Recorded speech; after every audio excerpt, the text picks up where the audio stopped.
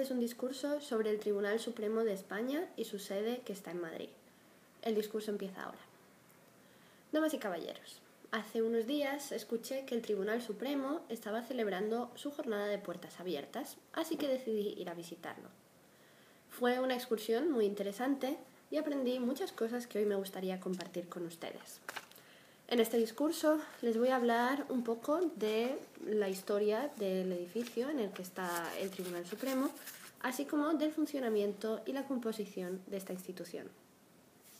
La sede del Tribunal Supremo es el Palacio de las Salesas, que para aquellos que conozcan un poco Madrid está cerca de la Plaza de Colón. El nombre de palacio no se queda para nada corto, porque es un edificio imponente. Está lleno de suelos de mármol, frescos en el techo, mosaicos, paredes forradas de seda, escudos, vidrieras, banderas. Es una preciosidad.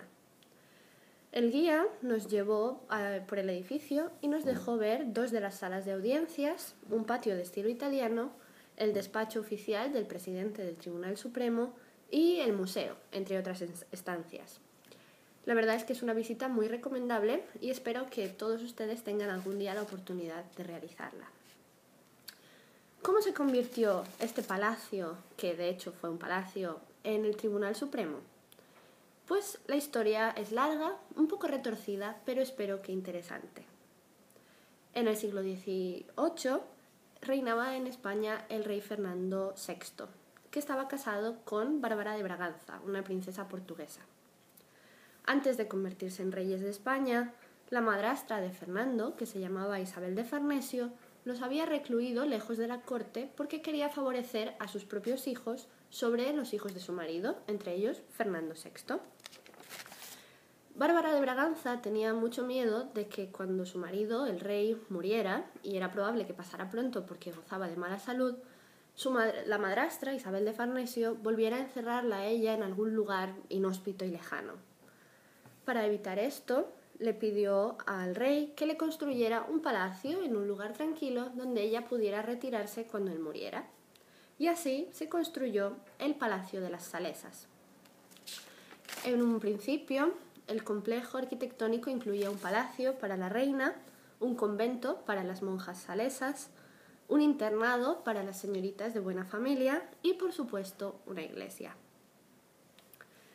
En el siglo XIX, el gobierno español llevó a cabo un proceso del que tal vez hayan oído hablar, llamado la desamortización. La desamortización es la expropiación de los bienes o las tierras, por ejemplo, de alguna institución, en este caso de la Iglesia. Para que se hagan una idea, es algo parecido a lo que realizó Enrique VIII en Inglaterra cuando disolvió los monasterios católicos. Así pues, durante esta desamortización en el siglo XIX, el Palacio de las Salesas pasó a ser propiedad del Estado y se destinó al uso de Palacio de Justicia. En esta época acogía no solo al Tribunal Supremo, sino a otras instancias judiciales también. Pero actualmente, desde los años 90 más o menos, solo funciona como Tribunal Supremo. Esta es, a grandes rasgos, la historia del edificio. Pero ¿cuál es la historia del Tribunal Supremo? Pues bien, el Tribunal Supremo español se estableció en 1812. Tal vez esta fecha les resulte familiar, ya que es la fecha en la que se aprobó la primera Constitución española, conocida como la Constitución de Cádiz o la Pepa. Además, Cádiz fue la primera sede del Tribunal Supremo, que años más tarde se trasladó a Madrid. Como ya han oído, el Tribunal Supremo es la máxima instancia judicial en España, en todos los asuntos judiciales excepto los relacionados con la Constitución, de los cuales se ocupa el Tribunal Constitucional. El Tribunal Supremo actúa cuando alguien recurre una sentencia de una instancia inferior. Por ejemplo, cuando algún juzgado o alguna audiencia ha tomado una decisión y ha dictado una sentencia y hay alguien que no está satisfecho con ella, puede recurrirla ante el Tribunal Supremo. El Tribunal Supremo, además, actúa en los casos en los que estén involucradas personas aforadas. Los aforados son personas que gozan de inmunidad judicial y solo pueden ser juzgadas por el Tribunal Supremo. Por ejemplo, en España son el presidente del gobierno, los ministros, los presidentes autonómicos, los diputados, senadores, así como los miembros del Tribunal Supremo y el Tribunal Constitucional. Para cumplir su labor, el Tribunal Supremo cuenta con 5 salas, que son como 5 secciones en las que se divide su actividad. Voy a hacerles un resumen de su funcionamiento. La primera sala, conocida como la Sala de lo Civil, interviene en los conflictos entre particulares. Por ejemplo, conflictos referentes a divorcios o a un alquiler de una propiedad, por ejemplo. Como ya les acabo de explicar, no interviene en todos los casos de divorcio de España, sino solo en aquellos que hayan resultado, por así decirlo, problemáticos en las instancias inferiores. La Sala Segunda, o de lo penal, se ocupa de los delitos.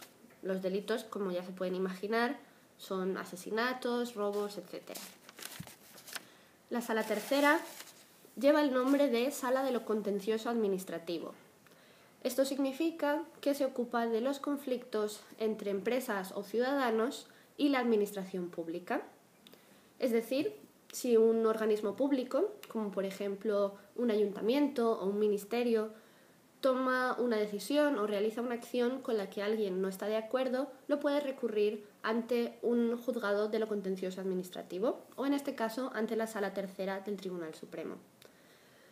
Entre estos casos podemos encontrar, por ejemplo, asuntos relacionados con el tráfico, con planes de urbanismo, con oposiciones, etc. La Sala Cuarta, o Sala de lo Social, se ocupa de los conflictos entre los empresarios y los trabajadores, por ejemplo, los despidos o casos de conciliación laboral. Por último, la Sala Quinta es la sala más pequeña, es la Sala de lo Militar, y se ocupa únicamente de los delitos o faltas cometidas por personas que forman parte de las Fuerzas Armadas españolas. Entonces, se ocupa, por ejemplo, de casos de abuso de poder o de acoso sexual en el ejército. Como ya saben, el ejército se rige siempre por unas normas un tanto distintas a las de la vida civil. Cada una de estas salas tiene un presidente y un número variable de magistrados. Y además, el Tribunal Supremo tiene un presidente y un vicepresidente. Espero que esta vista general del Tribunal Supremo les haya resultado interesante y que, como les decía antes, algún día tengan la oportunidad de visitar esta institución. Gracias.